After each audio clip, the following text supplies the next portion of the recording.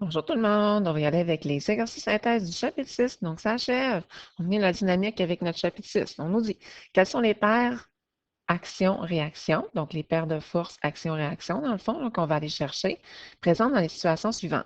Fait qu'on on se rappelle que ça a rapport avec la troisième loi de Newton, que force action est égale à force réaction, mais en sens inverse. On nous dit, une joueuse de basketball lance un ballon vers le panier.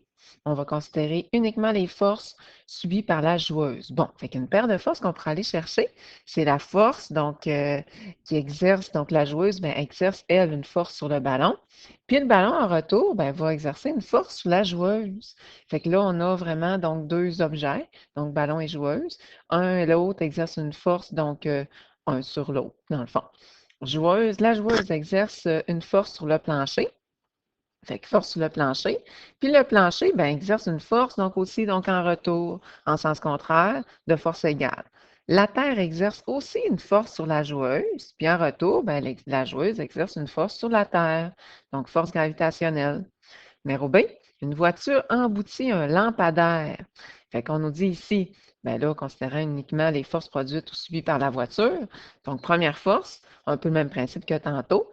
La voiture exerce une force sur le lampadaire, puis le lampadaire exerce aussi donc une force sur la voiture. Même affaire. La voiture exerce une force sur le plancher, puis le sol exerce une force en retour sur la voiture de sens contraire, puis de même force. La Terre exerce une force sur la voiture, puis la voiture exerce une force sur la Terre en retour aussi. C'est un peu toujours le même principe. C. Le vent pousse un voilier naviguant sur la mer. On considère uniquement les forces produites ou subies par le voilier. Fait que le vent exerce une force sur le voilier, puis le voilier exerce aussi une force sur le vent. Oh, là, c'est un petit peu plus dur à concevoir.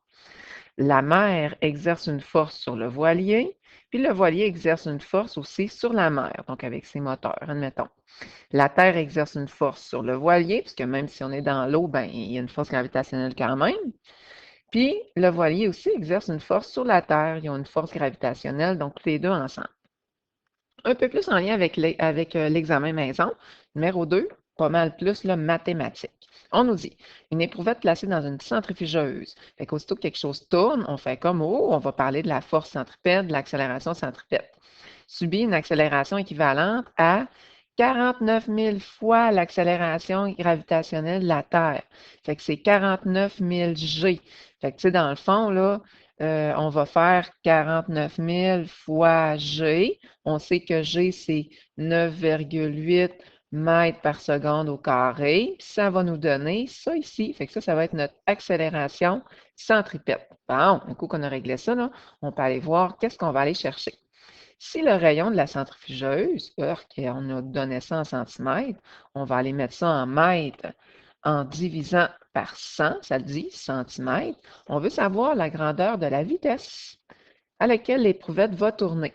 Fait qu'on commence avec notre formule. Nous, qu'est-ce qu'on va aller isoler? On va aller isoler ici, donc le V, comme ça ici.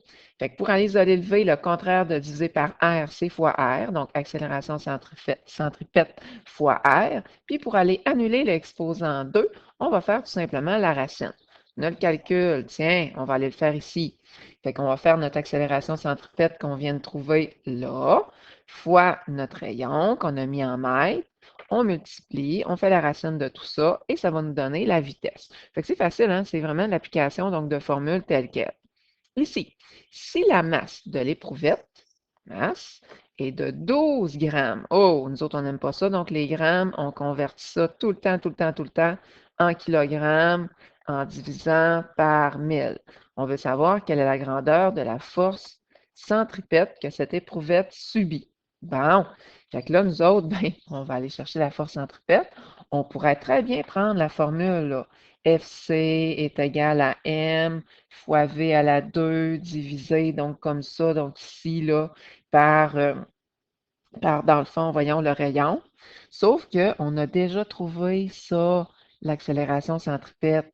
Fait que nous, qu'est-ce qu'on peut faire pour aller chercher donc la force centripète? On peut faire F est égal à MA, la masse de mon objet fois L'accélération centripète, ça va donner la même chose que ça ici. Un ou l'autre, vous pouvez l'essayer, ça va donner la même affaire. Fait que je vais faire tout simplement la masse, vu que j'ai déjà trouvé l'accélération centripète à ma réponse A, là. Donc, je vais faire fois l'accélération centripète, qui va me donner la force. Numéro 3. Certains scientifiques examinent la possibilité de faire effectuer à l'humain de longs vols interplanétaires. Un des inconvénients d'un tel voyage a trait aux effets nuisibles de la faible gravité dans l'espace. On n'est pas fait pour ça, nous autres. C'est pourquoi ils songent à créer des vaisseaux spatials capables de générer leur propre gravité. C'est une bonne idée. Parmi les solutions envisagées, on note la construction d'un gigantesque anneau tournant pouvant produire une gravité artificielle grâce à une force centripète. Si le diamètre d'un anneau de ce genre, oh là, ça c'est le diamètre.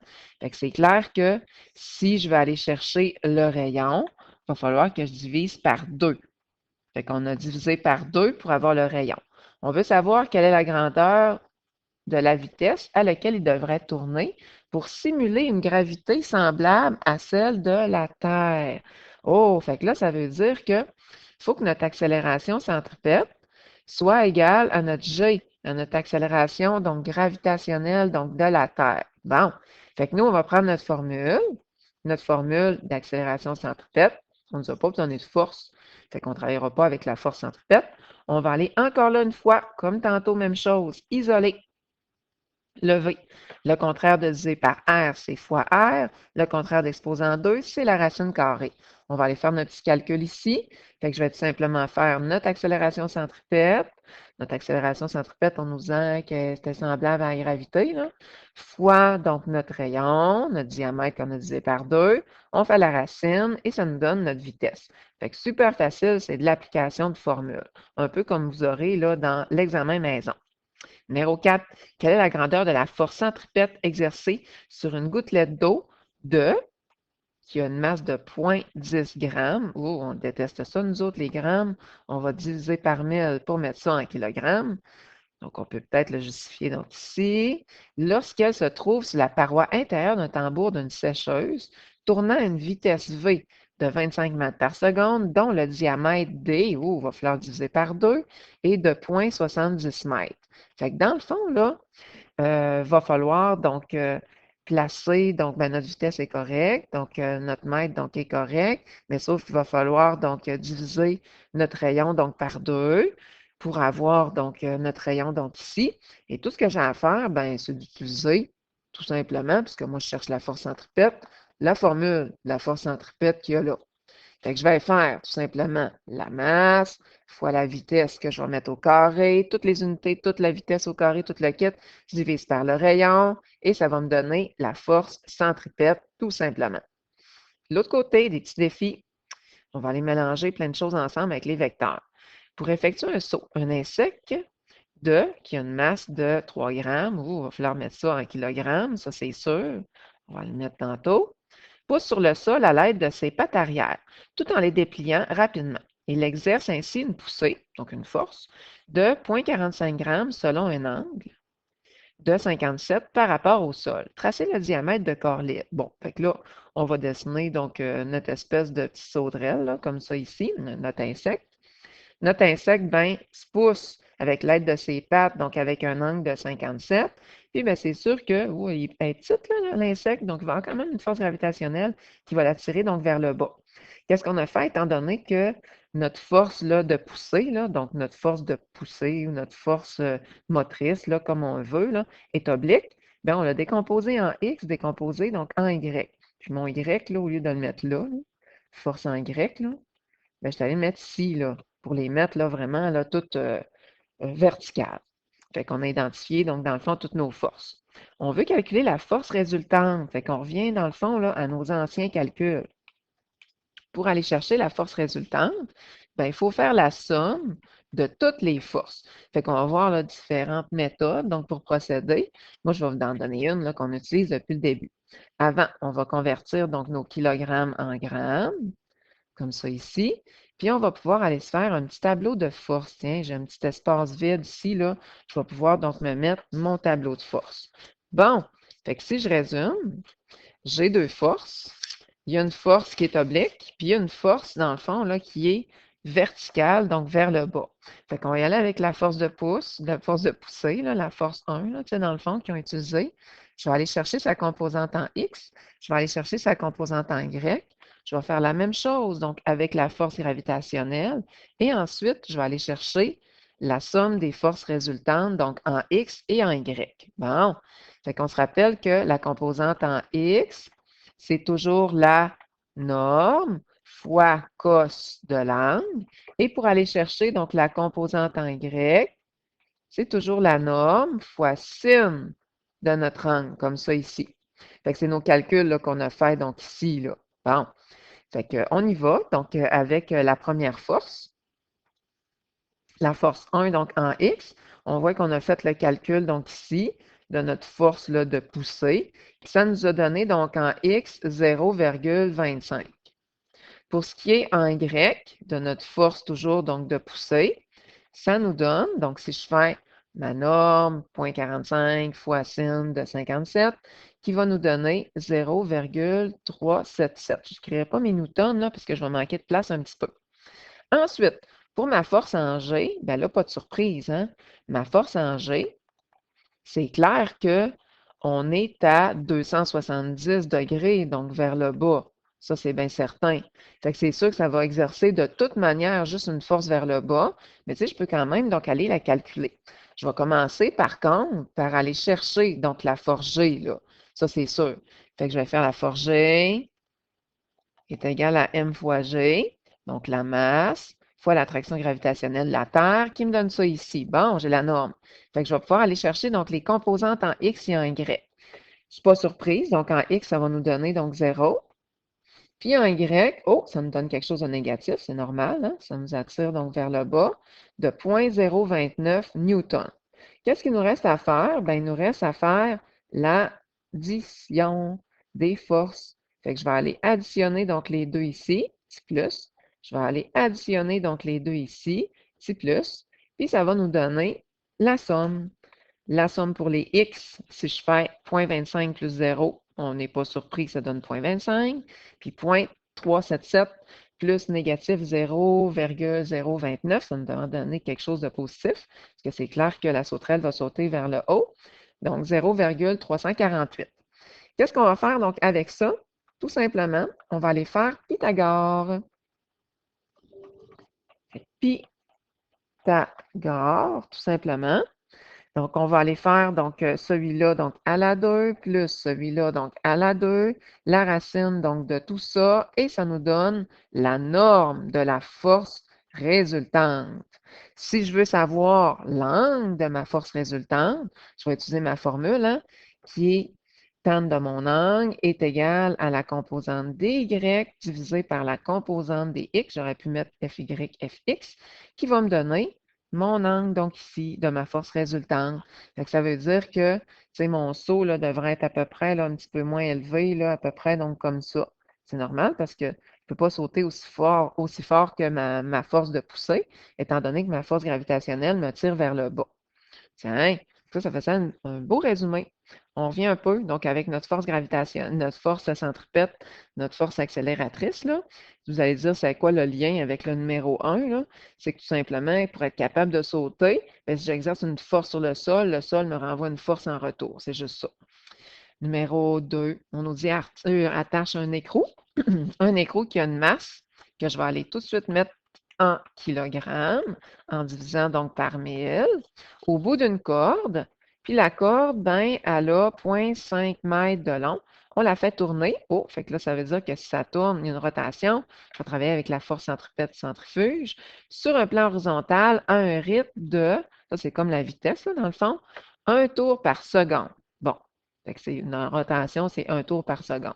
Fait que je vais y aller. Donc, je vais aller chercher quelle est la tension donc, dans la corde.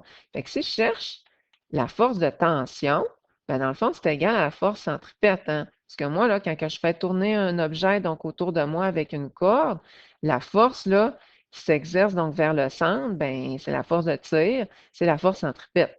Fait que je vais aller chercher la force centripète, donc ici. Mon calcul, je vais la faire là, donc ici, mais il me manque des détails. J'ai la masse de mon objet que j'ai mis en kilogrammes Oh, j'ai pas la vitesse. Fait que pour aller chercher la vitesse, il va falloir que je commence par faire ça, mais je vais avoir mon rayon. Mon rayon, là, c'est 0,5. La vitesse, ben, on va utiliser, c'est sûr, notre seule formule du mouvement rectiligne uniforme. En passant, là, il n'y a pas d'accélération là, quand on travaille avec la force centripète, là. Donc, la vitesse est toujours constante, puisque l'accélération, donc, est toujours constante aussi. Fait que pour aller chercher ma vitesse, ben, ça, on se rappelle, c'est le déplacement donc sur le temps. Et le déplacement, ben, on n'a pas le choix. Si je veux savoir de combien je me déplace, ben, c'est d'aller chercher, dans le fond, la circonférence d'un cercle. Fait que je vais faire 2 pi r. Fait que je vais faire 2 fois pi fois mon rayon. C'est 2 fois pi fois mon rayon. Je divise par mon temps. Tu sais, dans le fond, là, c'est ça que je suis en train de faire ici, là. Je suis en train de faire le déplacement divisé par mon temps. Mon temps, ben, je fais une rotation seconde, ce qui va me donner ma vitesse. Je mets ma vitesse ici. Je n'oublie pas que toute ma vitesse avec toutes ces unités sont au carré. Je vais pouvoir pitonner mes affaires, puis je vais trouver ma force centripète. On nous dit, si la corde se rompt lorsque la tension devient plus grande que une force de 1,23 newton. Quelle est la grandeur de la vitesse maximale à laquelle l'écrou peut être éjecté? Fait que, tu sais, là, à quelle vitesse là, maximale là, tu sais, que faut que je dépasse pas, là. Fait que ça, c'est la force centripète. Fait qu'on sait toujours encore là la masse qu'on a mis en kilogrammes, on sait le rayon, on sait donc la force de la corde à pas dépasser. Puis nous, on va aller chercher donc la vitesse à pas dépasser. Fait qu'on va aller isoler la vitesse. Fait que pour isoler la vitesse, ben, le contraire de diviser par R, c'est fois R. Le contraire de fois M, c'est divisé par M. Et le contraire d'exposant 2, c'est la racine. Je vais aller faire mon petit calcul donc ici. Fait que je vais faire tout simplement ma force centripète qu'on m'a donnée, à ne pas dépasser, le rayon de ma corde divisé par la masse de mon écrou. Je fais la racine de tout ça et ça va me donner la vitesse maximale à ne pas dépasser. Numéro C. La fréquence de rotation d'un objet correspond à la distance parcourue en secondes. Ah, fait que dans le fond, là, la fréquence de rotation, c'est la petite formule ici là, qu'on a été trouvée avec la phrase, correspond à la distance parcourue en 1 seconde divisée par la circonférence de la trajectoire circulaire. Bon, il nous donne la formule. C'est comme la petite formule qu'il nous donne dans le texte, là. Ça, c'est donné dans le texte, dans la question. On veut savoir quelle est la fréquence maximale de rotation que peut atteindre l'écrou attaché au bout de la corde. Bon, fait qu'on cherche ça, nous autres, ici. Fait que pour aller chercher ça, ben, on va faire donc la distance. La distance, ben, veut pas, donc on est allé on va aller la chercher donc avec la circonférence est égale à la distance, comme ça ici. On a calculé ça là. Circonférence est égale à 2 fois pi fois mon rayon. On l'avait déjà calculé en haut, je pense, là. Donc, on a donc ma distance, ben, la circonférence, pardon, donc ici. Puis pour aller chercher donc la distance, hey, mon Dieu, donc je ne sais pas pantoute, la circonférence, ben, c'est la distance parcourue, là. Mais si je veux aller chercher donc la distance, je ne suis pas pantoute dedans, là. On va aller donc utiliser la formule vitesse est égale à distance sur le temps comme ça, ou le déplacement, là, delta x, donc sur le temps. Fait que si je cherche le d, ça va être la vitesse fois le temps.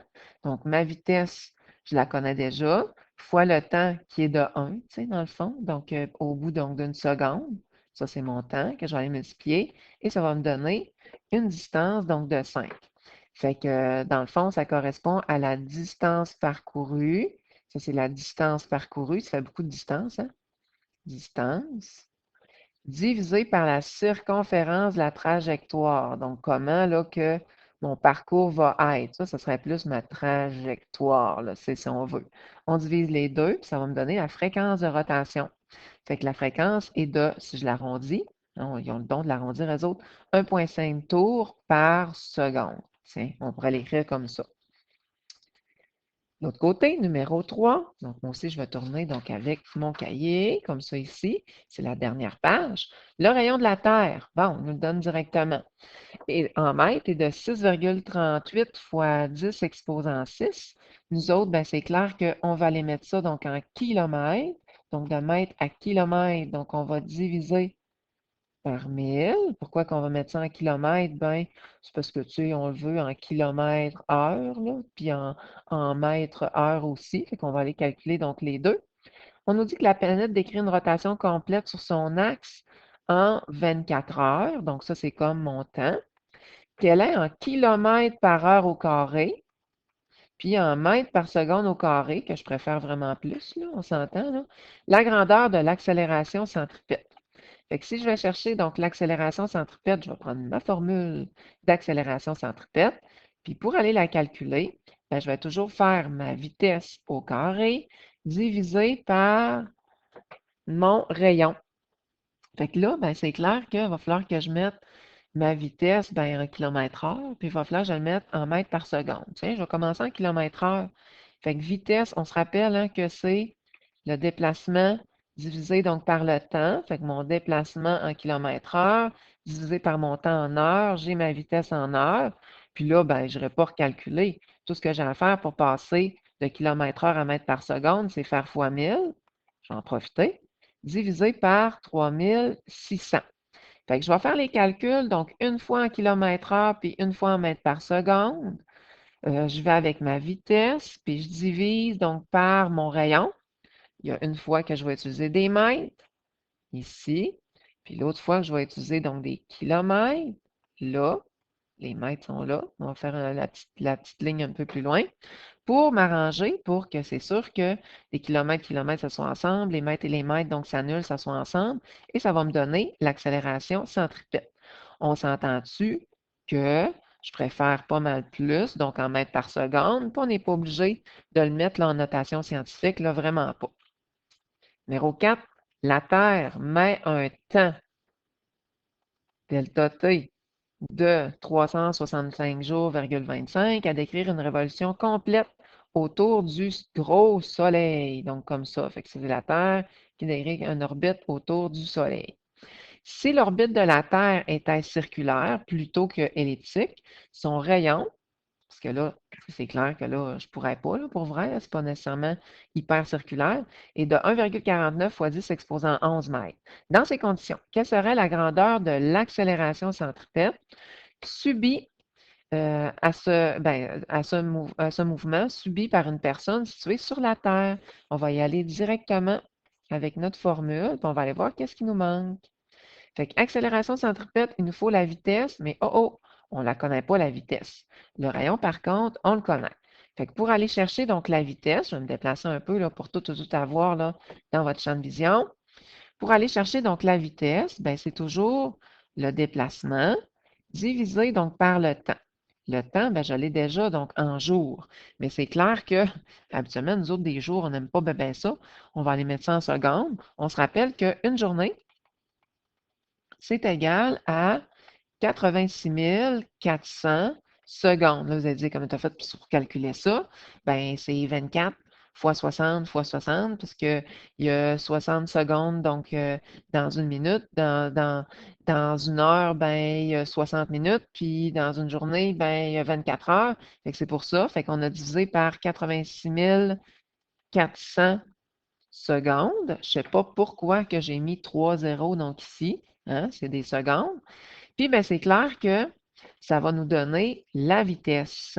Fait que notre déplacement divisé par notre nombre de jours, moi, j'aurais divisé là, tout simplement, donc tout de suite par mon nombre de secondes, mais c'est vous qui décidez, en autant qu'on ait la vitesse en mètres par seconde, qu'on la mette au carré, puis qu'on divise par notre rayon qu'on a ici, puis ça va nous donner notre accélération centripète.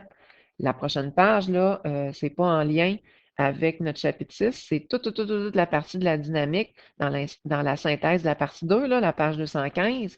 C'est vraiment donc toutes les lois de Newton donc mélangées. Belle pratique pour l'examen. Et qu'on se revoit pour les exercices supplémentaires. Bon travail tout le monde.